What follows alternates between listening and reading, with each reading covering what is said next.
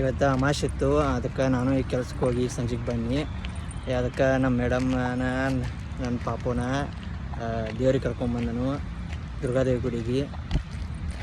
ಇಲ್ಲೊಂದು ಐತಿ ಆಗಿ ನೋಡಿಲ್ಲ ಒಟ್ಟು, ಅದಕ್ಕೆ ತೋರ್ಸಾಕ ಕರ್ಕೊಂಬಂದನು ಮೇಡಮ್. ಫುಲ್ ಮತ್ತಿದು ಇವತ್ತು ಹೆಂಗೆ ರೆಡಿ ಬರ್ತಾವೆ ಬಂದರೆ ಹೆಂಗೆ ರೆಡಿ ಇವತ್ತು ಅವ್ರು ಫಿಕ್ಸ್ ಇರೋದೈತೆ ನೋಡೋದು. ಹೌದು ಹೌದು.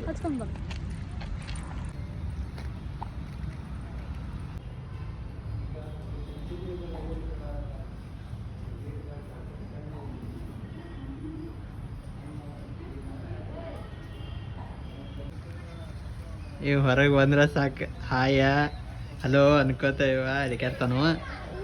ಒಟ್ಟು ಹೊರಗೆ ಬರ್ಬೇಕು ಅವಂಗ.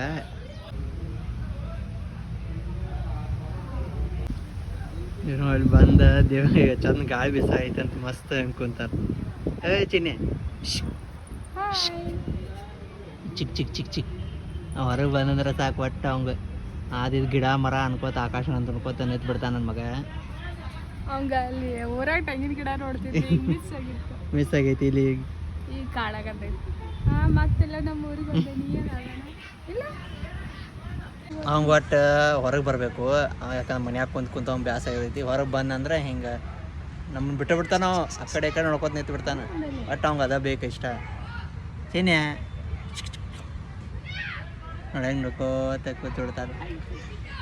ಒಟ್ಟು ಅವ್ನು ಹೊರಗೆ ಬೇಕು. ಒಟ್ಟು ಹೊರಗೆ ಅಡ್ಡಾಡ್ರಿ ಅಂತ ನಾವು ಹೊಟ್ಟೆ ತೊಗೊಂಡ